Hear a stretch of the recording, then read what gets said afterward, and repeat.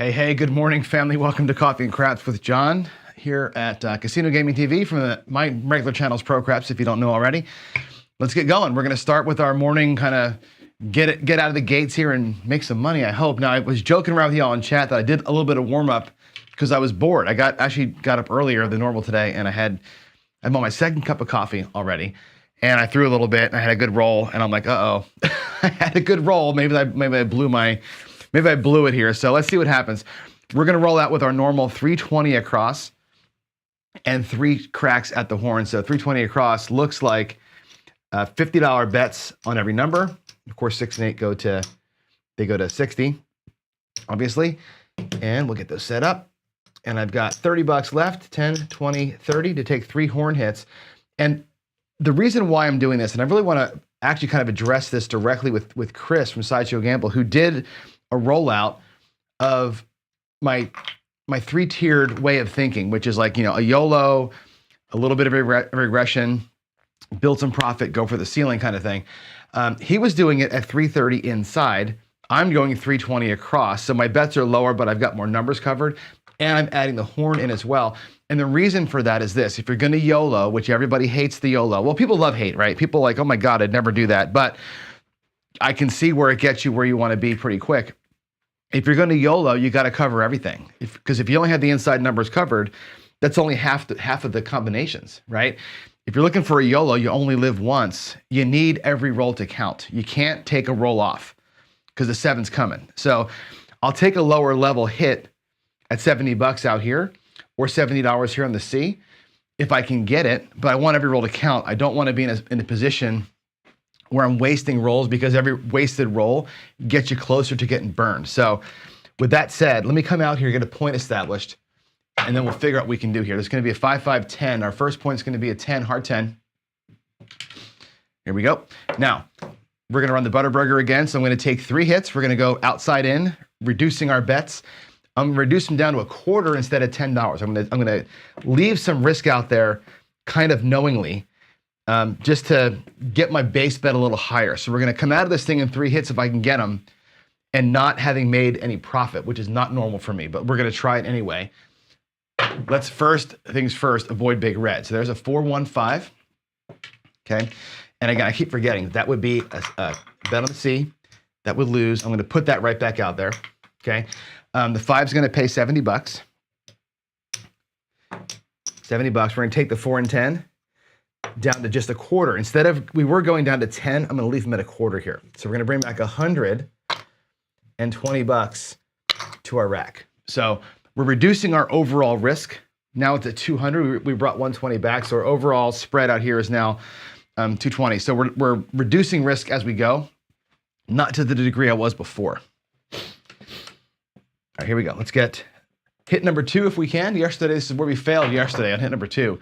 516, that's perfect. The mixer, go find Chris, Sideshow Gamble, like and subscribe to him. 5-1 mixer. He says he doesn't make the rules, he just follows them. That's what I'm doing. All right, so the 6 is gonna also pay 70 bucks. We're gonna lose that bet on the craps. We're gonna put the craps bet back.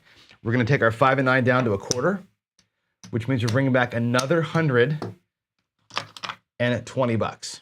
Okay, so now we have 240 in the rack. We're reducing risk as we go.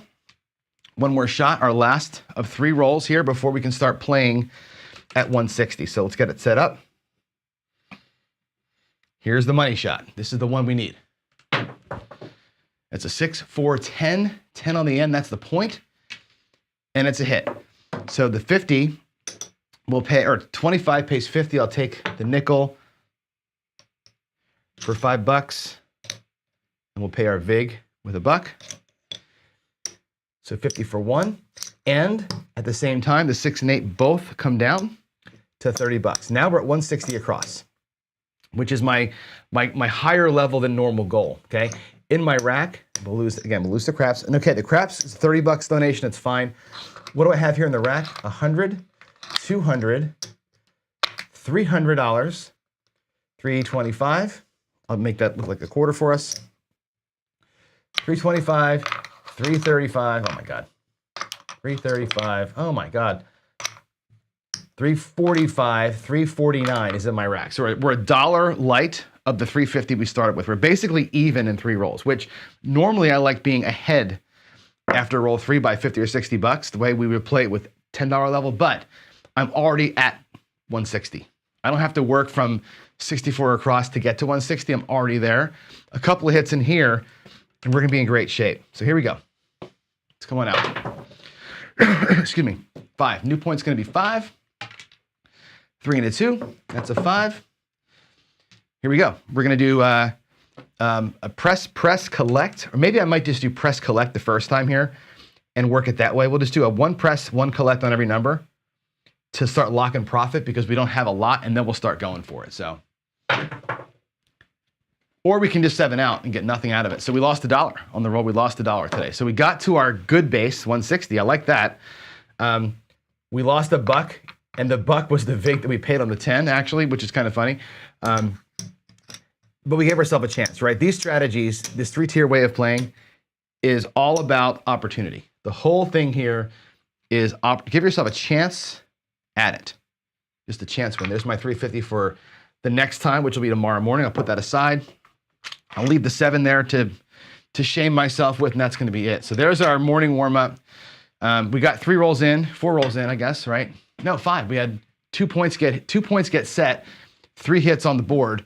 That ain't bad, right? I'll take 5 box hits, right? 5 box hits, you should be pretty much usually kind of okay. So there we go. Let's get back over here to the screen and we'll talk a little bit.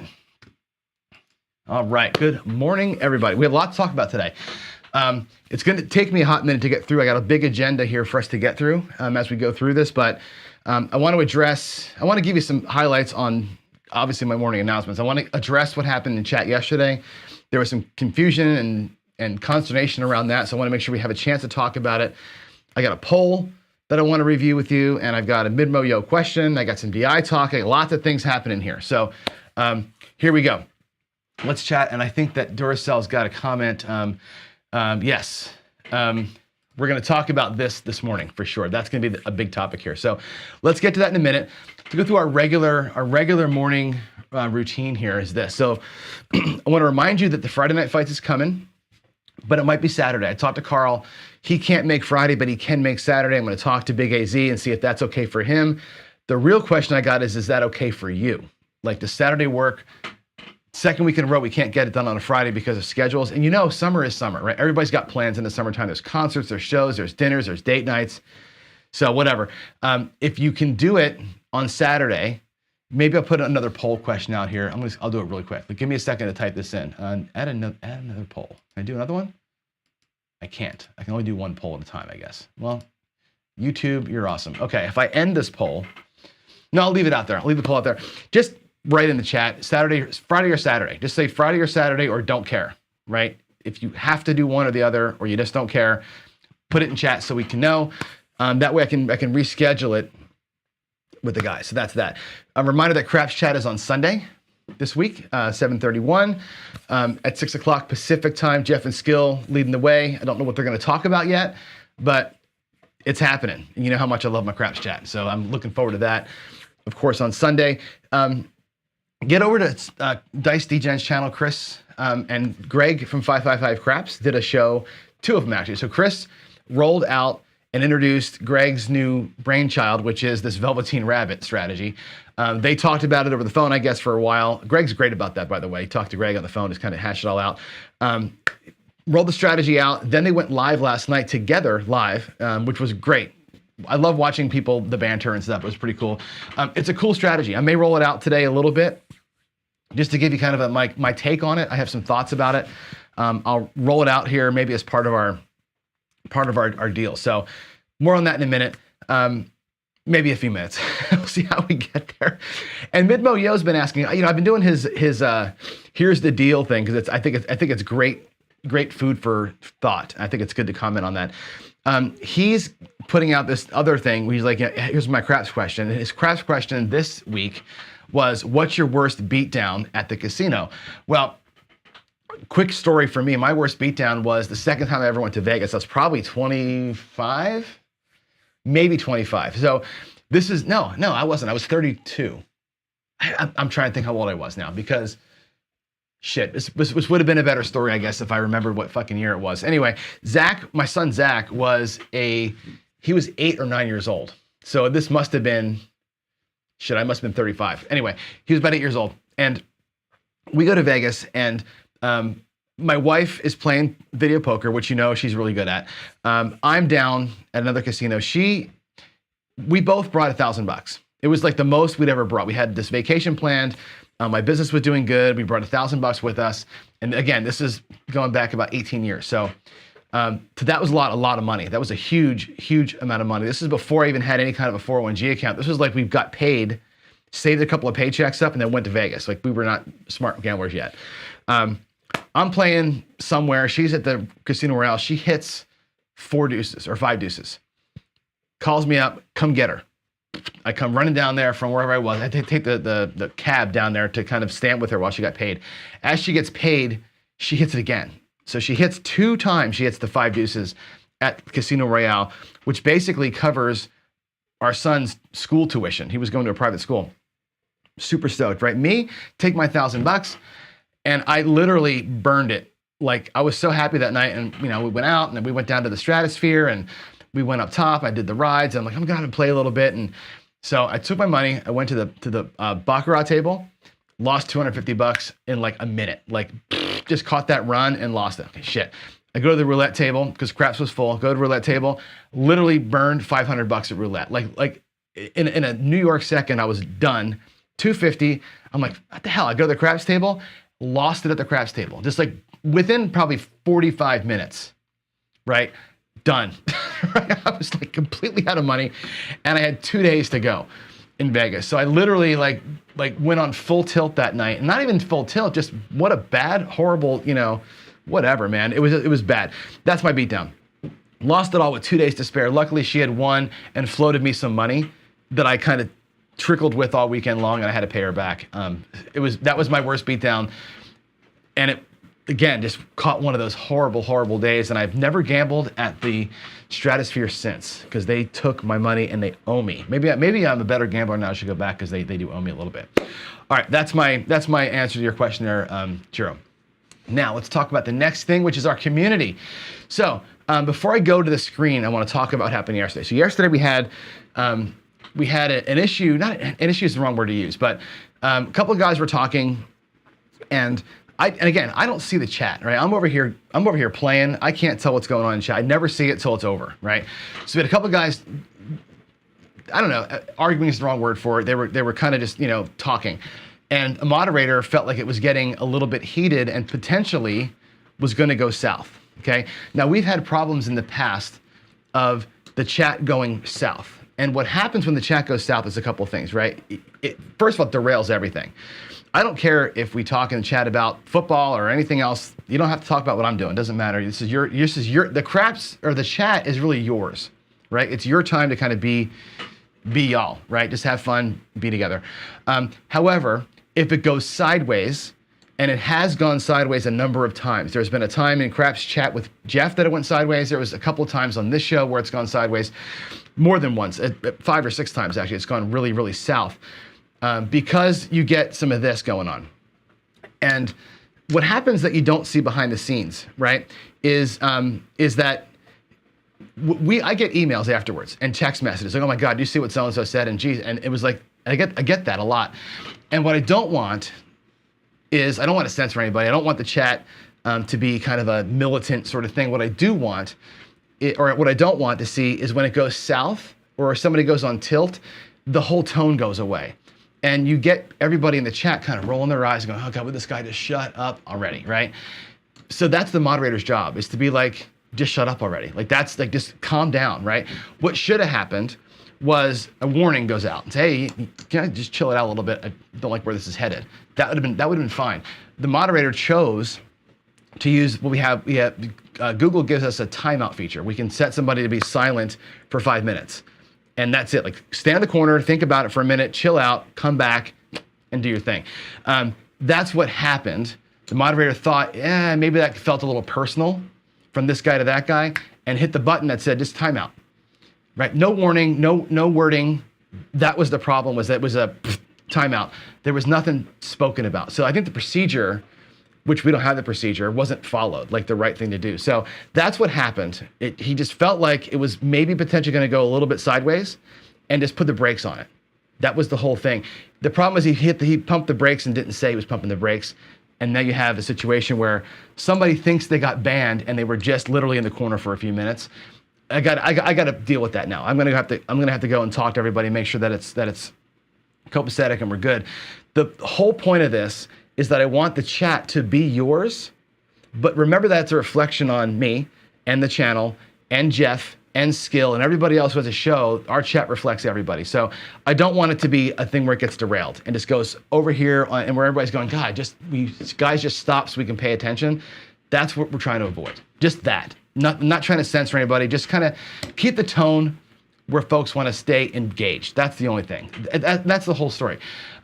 So here's the deal. So here's the community guidelines. I want to make sure I put this out there because it should be clear and obvious, right? All I care about, honestly, show respect. Show respect for each other on the chat. That's it. Nothing else. If you're thinking like F this guy and you're starting to type, stop typing. Like that's where it goes south, right? As soon as you get pissed off enough that you're saying to yourself, screw this guy, and you want to do that, pull back. That's it. Pull back, take a second of yourself, right? You can swear all you want. I don't care. I swear all the time too. I swear to make a point sometimes. I swear for emphasis sometimes. That's totally fine. Don't be vulgar, right? So vulgarity we don't love. Swearing and passion is fine. I don't care. Don't personally attack somebody, right? You start saying again, F you, or you're an asshole, or I hate you because, or you must be an idiot, or, you know, how can you possibly think that, right? You start getting like really into it. That's when it gets devolved. Just don't do that. That's all. Just don't do it. If you're on the other side of that, thicken up your damn skin at the same time. I don't want to get an email saying so-and-so said blah, blah, blah, and now I feel bad. Let's not have that either, right? You got to have some thick skin. Don't be an asshole. That's the whole rule. My entire rule for chat is don't be an asshole. Don't attack somebody personally.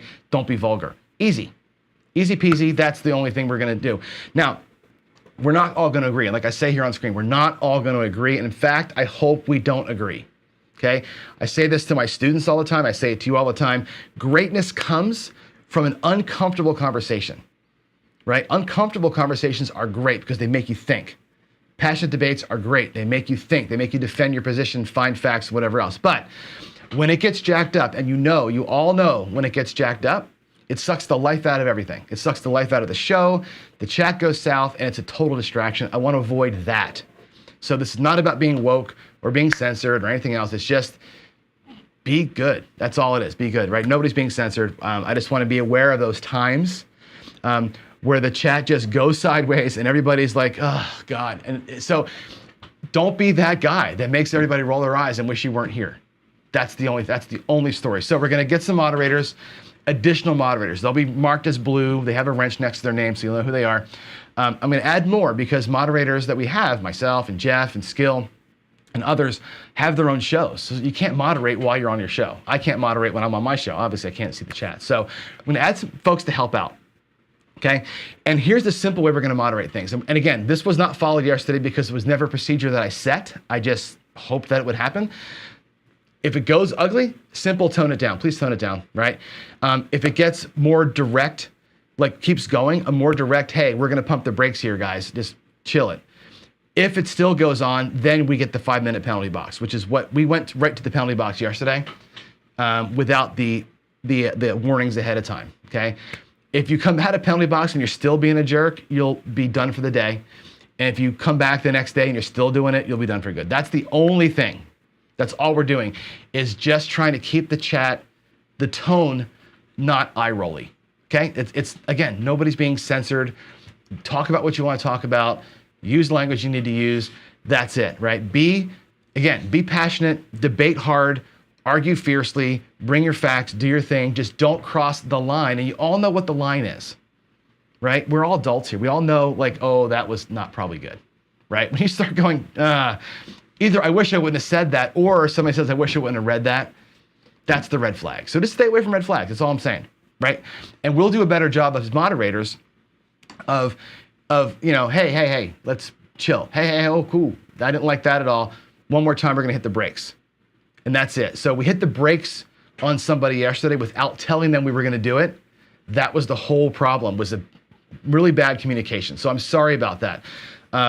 on behalf of me and Jeff and Skill and the whole team, we should have given a little bit of a verbal ahead of time, and that's it. And it was only like potentially going to get ugly, not even ugly, right? It's Vince and Skill. Those two guys know each other. They're great friends.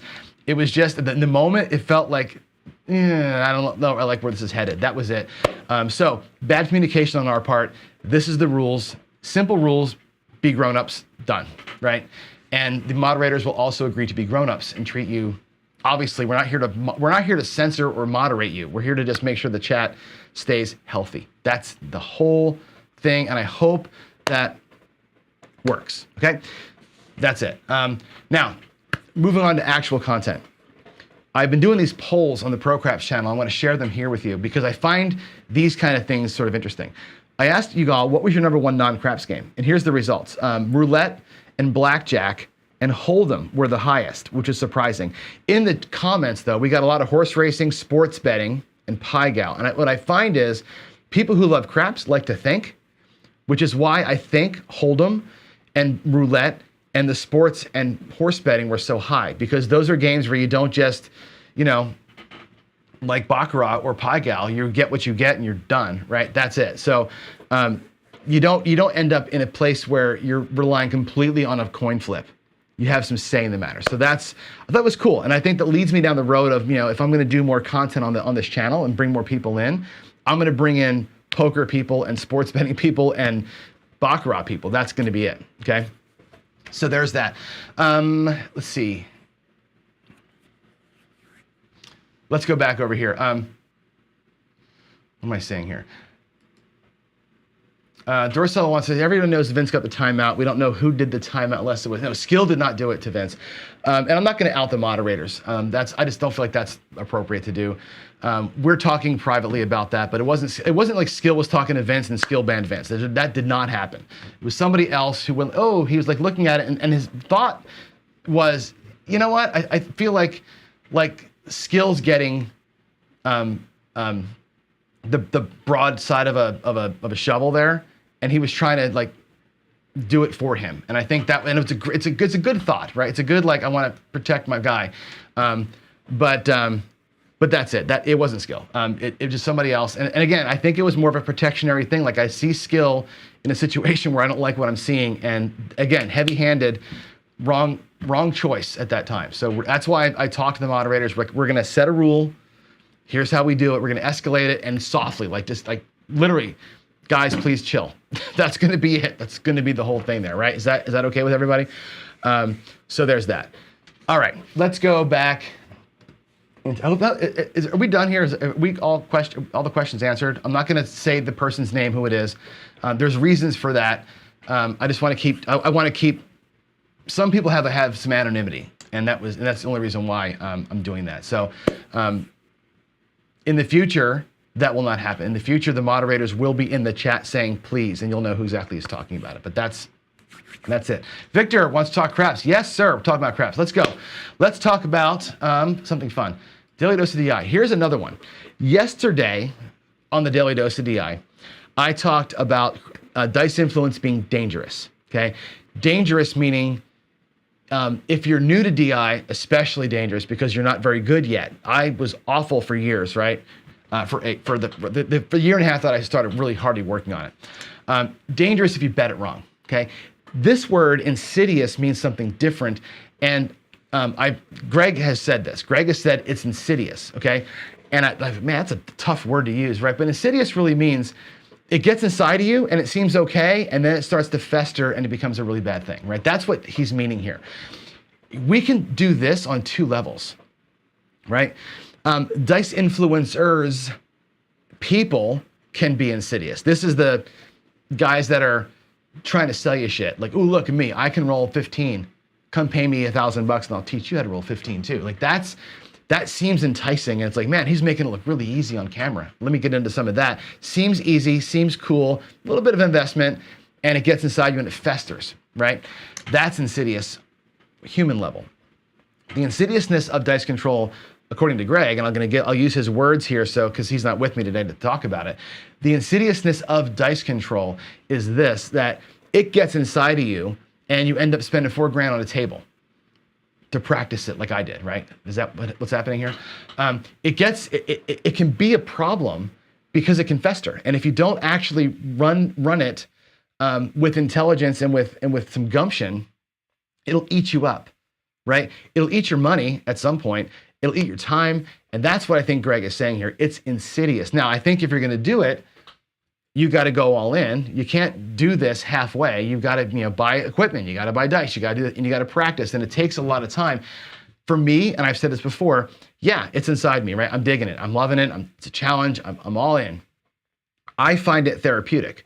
So when I'm throwing the dice and logging my rolls, to me, it's like, it's kind of cool, right? It's therapeutic. It actually feels like it's a way to sort of chill my day a little bit. I throw dice all day long. Like, I used to smoke when I needed a break from work. Now I throw a round, right? That's what it's become for me. So, and again, to me, I don't feel like that's an insidious thing. To me, it's a tool that I use. But for some folks, it can fester and it can, really get ugly. So that's the word for it. Insidiousness is that. If you're feeling like it's a job to do this, you're sucking the fun out of it, then it's not for you. Right? If you feel like you're paying money to get better at it with other people, then maybe it's a problem, right? Look at that. So there is a good and a bad to dice control, right? Or dice influence. There's a good side and a bad side to it. And again, it's a tool. Use the tool, do the thing. But once it eats you up, that's where this comes into play. And I think you got to be careful of that. And I think what Greg is always talking about is be aware and mindful of where you're spending your money, where you're spending your time, and what you're doing. I think that's good advice, not just in DI, but in life in general. So there it is. Don't let something be insidious. There it is. Okay. So that's my daily dose of DI for today. And let's move in. Let's move into being woke. Let's play some woke craps. I use the word woke. Actually, it's funny. I titled this video 5 days ago before the incident yesterday happened.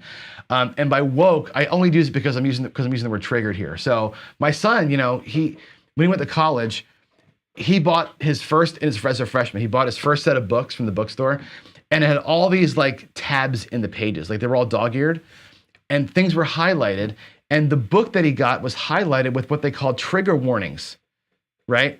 I'm like, whatever. So somebody said in chat, like, we're all woke is the wrong, right? So trigger warnings are a thing for the woke in the country. Triggering in craps though is different. And I want to use the trigger because we have strategies here where we trigger we trigger events based on things that happen. Like, I roll a 7, I do this. I roll that, this happens. So you're looking for things to happen on the table that trigger you to do something else, like maybe jumping in the field after you see 2 field hits, right? You see a horn, you bet a horn. You bet big red after a come out 7. The Velveteen Rabbit strategy that they did, right? So that Greg and Dice Degen did. So that's the thing we're gonna look at today. We're gonna run the Velveteen Rabbit a little bit, but I wanna talk about other triggers because I said it, I think yesterday, the day before, where once you get to your base, right, you work really hard to get to that base. I think we're at like 180 or whatever it was, right? You work really hard, 3 rolls to get to some really solid level of betting, right? At that point, what do? A lot of guys will go into trigger betting, right? Does that make sense? So I want to look at some of the triggers you can do and how you would play that way. So there we go. Let's go back to the table here and we'll talk through it in just a second. I got to get some things set up. That's the wrong one. We're going to go, whoops. We're going to go here. Why is that doing that? There we go. Boy, that just took a minute. Sorry about that. Let me get the roll tracker cleared. 1 second here.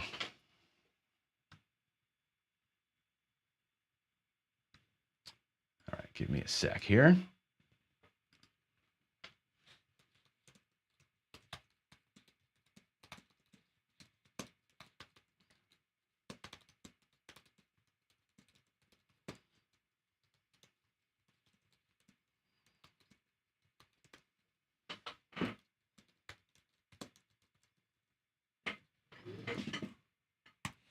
Okay, here we go. Let's go back over to the table. All right, now I think we're ready. So I've got my bankroll here, $2,000, and we're gonna play that Velveteen Rabbit strategy, and I'm gonna put a couple of changes on it. Just a few little things as we go through it. But again, this is a triggering strategy. So it starts out, the way they play it And it can be either one, 4 or 10. I'll do the 10. It doesn't really matter which one of these you go on. Now I'll set all the bets up so you can see them. We're gonna have a lay bet here on the 10. And I'm gonna go with 750. My favorite spread, if I'm gonna go stupidly big, I like 750 as my go. We'll get 200 in greens. One there, and 2 there, $50 back on the rack. Okay, so it's gonna be 750 out there, plus $100 lay. Now, this strategy is, and those bets will be off. This strategy is all about following the 7 and making decisions based on the 7 happening. Okay, so we're gonna roll it out. The point matters, but not really, right? The point matters to everybody else. For this strategy, it doesn't matter. We're just gonna roll and trigger these bets or this bet based on what just happened. That's the whole thing. It's like a DGE-ish kind of a thing, but just on a super light scale. So here we go. Let's get a number out. That'll be a 6, a 426. There's our point. We're just waiting for a 7. All we care about right now is a 7. These bets are off. I want this bet to pay $50. That's it. We're looking to get $50 as often as we can. Okay, there's a 527. We get it. So there's the first $50 comes in. The lay bet pays 50. Now again, I'll take. Let's get $25 for that. And I'll do 5 whites. Okay, so we'll do $20 and 5 whites. So I'll pay my VIGs on this thing. So what's going to happen is that I should have paid it ahead of time. I'll put those over here in the rack so you can see them. Okay, we get paid 50 for 1. Actually, it's for 2. $2 in VIG, get $50. My casino locally, you prepay your VIGs. So we prepay the VIGs, so now we just get paid straight up on that number. If it loses, we get our $2 back. So we hit our 7, pucks off, no trigger, nothing happens. Roll it out, back on the 6. We don't care about the point. We're not playing the don't pass. It's just we're playing against the 7 and the 10. All I'm really playing for here, I'm playing against the 10. That's it. I'm trying to avoid the 10. And if the rabbit pokes its head out, which is the 10 is the rabbit. If we see the rabbit, we run, right? We do something. There's a 10, a 6, 4, 10. So we lose our lay. Lose $100. Blows, right? Let's take the lay bet marker down for a minute. That's the trigger. Once you lose this, you turn your bets on. All of these bets pay 175. 175, 175. The outsides pay 195. So now we're in a 1 roll situation. We're going to YOLO right here for 1 roll to get a payment on here to recover the bet. Let's see if we can now avoid big red. We get a yo.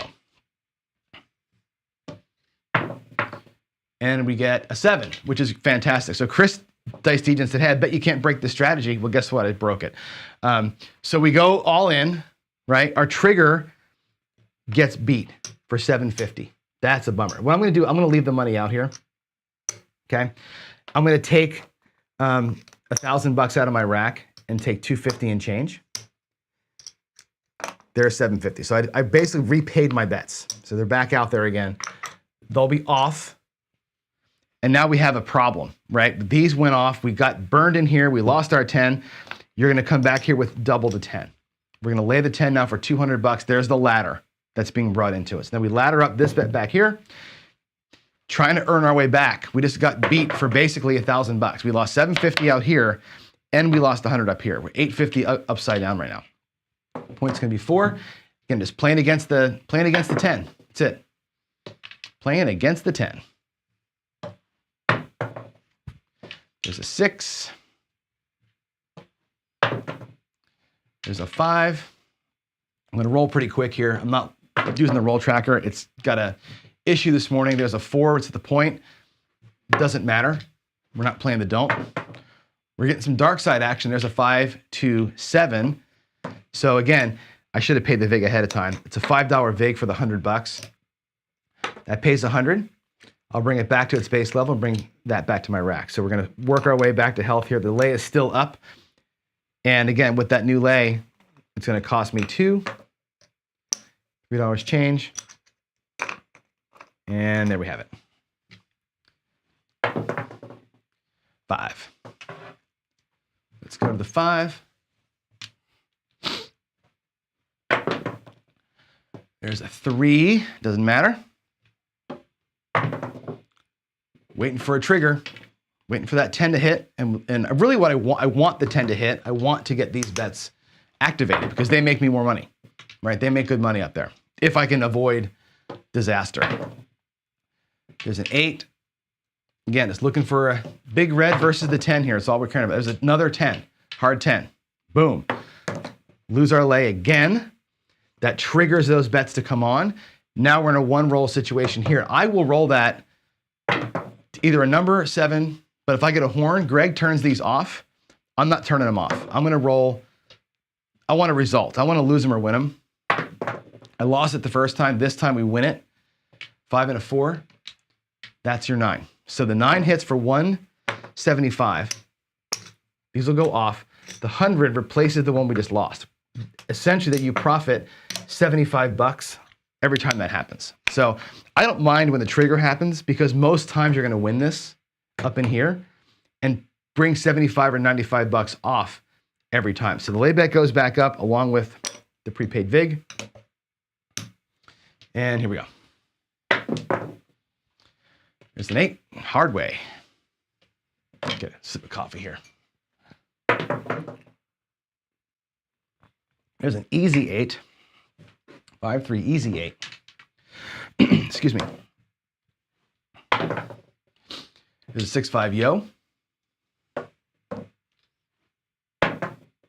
There's a 7, good. So we're gonna inch our way back. That's gonna pay 50 bucks. I'm gonna repay the VIG. That bet's back up and staying up. We're not gonna progress the bet. We're just gonna sit there and collect 50 bucks every time we see a 7. That's the idea. This should be a pretty solid strategy if you don't do what I did earlier, which was lose your YOLO. When you use your YOLO in there, it's a problem. There's a 617. So again, that pays 50 bucks. We'll repay our VIG to keep the bet up. There's 3 and change. Here's 2 coming back. All right. I'm going to keep all that over here. I'm going to try and get the greens colored up. There's 300 in green. I'm light on greens here in my house, but also it helps us see where we are on the rack. So there's $500 in blacks. And again, trying to keep a visual on where we are. We start with 2,000 bucks. We've got 500, we got 2,000, 3,000, 4,000, I'm sorry, and 100. So we're still upside down. We have work to do. The new point, that was a 7. So we hit the 7 again while the puck is off. That's okay. Again, for $2, we get 50. Loving that. Bets back up. There is a hard 8, the square pair. Jake and Rob, like and subscribe. Now we're playing, again, the 7 against the 10, not the 7 against the 8. And there's the 7. 4-3 or 6-1-7 that time. Again, we'll pay 50. We'll repay the VIG again. We'll put the $5 out there. We'll get 5 in white. We'll pay our 2. Back of the rack we go with 50 bucks. So far, so good. We're doing okay. We have a lot of work to do. Getting beat for 750 is a hard pill. 6-2 or 4-2-6 rather. There's a 6. Doesn't matter. We're not on it. Who cares? Again, we're playing the 7 against the 10. There's the 7. Again, it pays 50 bucks. We'll drop $2 to reset the VIG. Here we go again. 5, 5, 10. All right, trigger event, trigger warning. Right, we lose our lay bet. That brings those on. That's their point, by the way. So we're waiting now. We got to get one roll in here to replace the lay. The whole point of turning these things on is to earn the money to replace the lay. And I've got them at 750 instead of 640 because I want profit as I'm doing it. I'm doing that both to replace and to earn. There's a 6-5 yo. Again, the way that Greg and Chris played it, they would turn them off here. I'm leaving them on. I'm going to get a resolution on those bets. I'm not going to sit here and tie. Okay, the 6-4-10. It's actually solid, right? That will pay $200 for 5. I need to get some change here. We're going to get 25 bucks. I got to pay the $5 in VIGs. That's a buy bet technically. Put that back over here. 200 comes to the rack. Now what happens here is this, you make the point, which is cool. 100 bucks goes back as delay, 100 bucks comes back as profit. That's the reason why I make these 750 is for that reason. I want to get profit play from my trigger, if that makes sense. Okay, so there we are. Everything's back. Let's get a new point. The new point will be 9. We don't care. We're just playing against the 10. That's all we care about. Playing against that damn 10. 6, 4, 10. So we have it again. This, again, makes me kind of happy, right? We lose our lay. That's fine. Okay. This 10 here, these bets now come on. Let's go. Give me 1, 5, 4, 9. That's beautiful, right? We'll turn them back off. That's going to pay 175. We're going to replace our lay bet along with the VIG, $2, and put $75 back in the rack. So we've been churning here, 75 bucks, 50 bucks, 75, 50, over and over again. The lay bet's back active. The puck is off because the point was hit. Let me go ahead and reset here again. We're going to take 200 in green out of my rack. Put 200 in red or black back into the rack. Okay. Where's my rack right now? I've got 2,000. Oh, sorry, I got that wrong there. There's 2,000 there. 3,500. And this makes almost 4,000 plus the 750 I have out there. If I pull the 750 down right now, there's our starting bankroll. That's 4,000 bucks. And I've got 500, 650 in profit. Okay. So by triggering, actually 750 in profit, by triggering off the 7 to turn those bets on, we earned our money back pretty quickly, actually, right? By eek, 75, 75, 75, 50, 50, 50. It works out pretty well. We triggered ourselves to turn bets on or bets off based on different conditions. And in fact, when we got beat here, we doubled up in here to start earning some of that money back a little quicker. So there's the first run through of it. Let's reset everything. I'm gonna take all this away and we're back to 4,000 bucks in the rack, our original starting. And we'll do the whole thing again. So here is, I'll put the 750 up, we'll pay it out of the rack. 1, 2, 3, 4, 5, 6, 7, 50.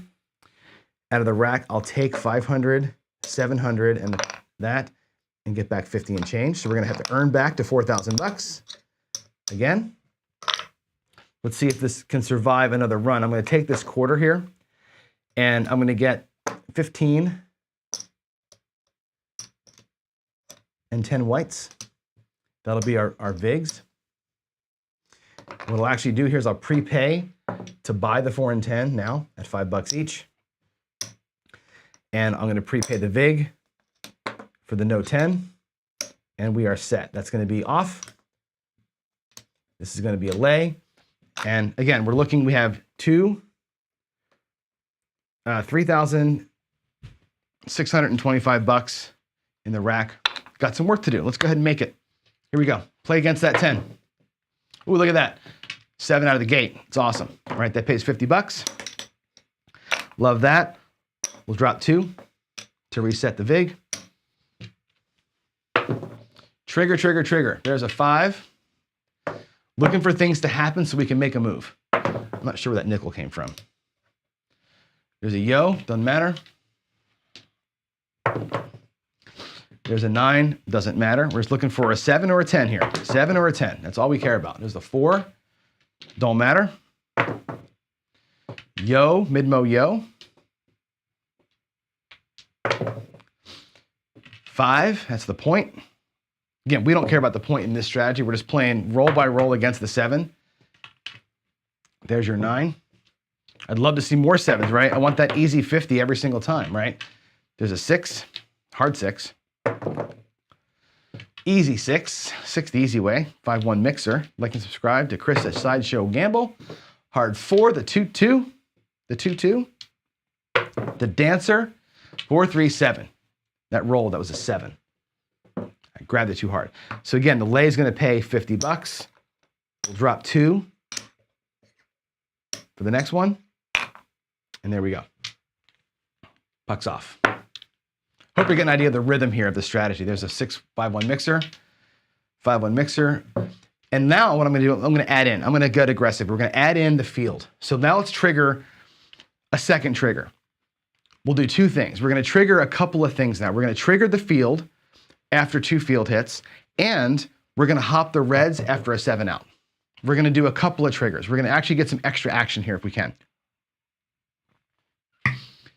Smart? No. Fun?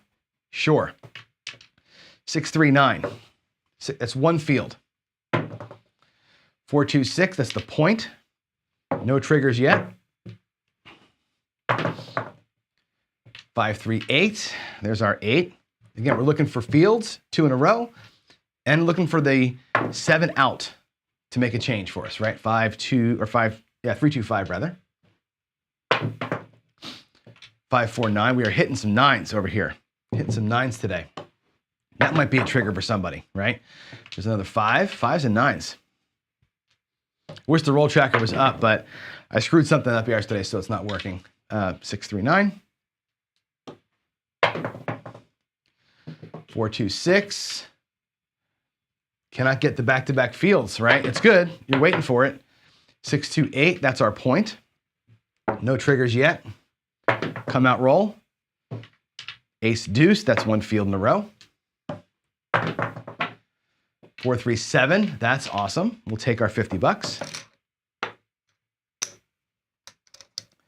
$50 right there. $2 to reset the delay. Into the rack we go.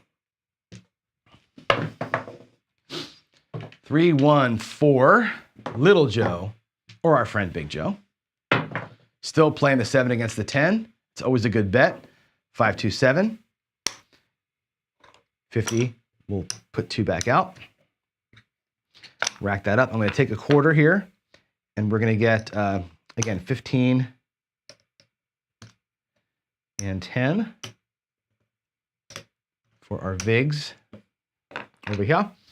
Now, while I'm at it, let's go ahead and take 100, 200 in green that we've earned so far out of the rack. We'll put that in here, and we're inching our way towards, again, where we need to be. Once this gets, by the way, once this stack here gets to $4,000, I know I've got $750 in profit. And that's how I'm kind of gauging where we are. So we're looking to make about $1,000, 50, 60, 75 bucks at a time.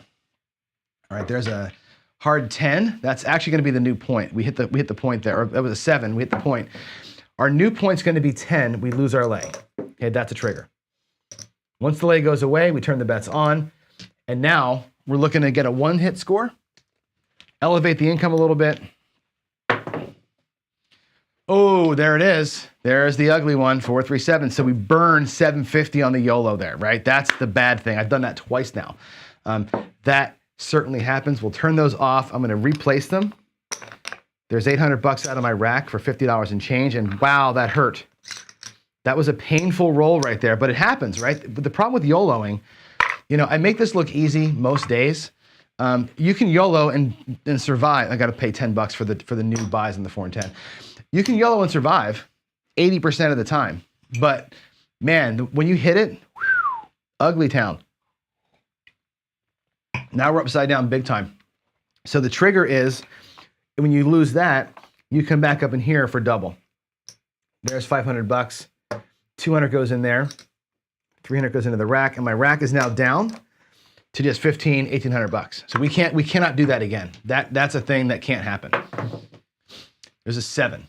That's cool. 200 pays 100. That helps a little bit. That gets us to 500 there. Yeah, so we're getting close. $2 in VIG. Get my lay bet up. There's a hard 8, square pair. Jake and Rob. That's our point. Again, still just playing against the 10. 4-3-7, and we're gonna just do it 50 bucks at a time. We're gonna do 50 bucks at a time, $2 in VIG. Here we go. Right, there's greens, there's 4 greens for a black. I'm gonna keep on replacing them as we go here to get that right. And actually I have enough red or blacks in here to grab another purple to make the back side of my rack 2,000, okay? We're 2,000 in the rack, we're 750, 850 out, 950 here.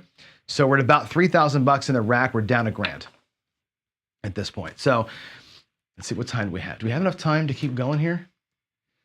8:55, I can do a couple more rolls before I have to get out. Here we go, that's the puck off, lay bets up. 1, 2, 3, does not matter. There's a 9. And again, we're just playing against that 10. That's it. Playing against that 10. There's a 4, 1, 5. 9s and 5s today are the hotties, big time. 617 is also a hot number today. It's burned me twice here, and I've won a bunch of money here. That's going to pay 50. And $2 goes back out. What I should be doing with the lay bet with these VIGs is putting them here, because if I lose that, we get it back. All right, bucks off. 5, 3, 8. 5, 3, 8, that's our point. Hit the point. So what? I want to hit that 10. I want to knock that lay bet off and get back to these guys up in here. 4, 1, 5.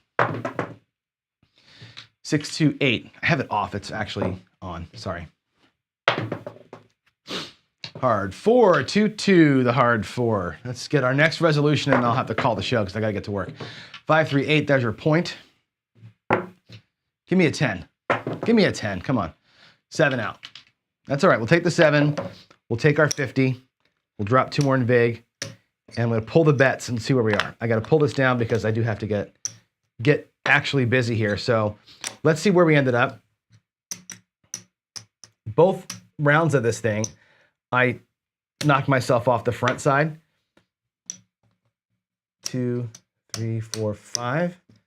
1, 2, 3, 4, 5. There's 2 sets of 500. I'm going to turn those in for a couple of purples. If I clean my rack, I've got 2,000, 3,000, and 50 bucks. So we're obviously down 950. So that's a bummer. 950 plus a little bit of this. Bummer. We didn't make it happen here.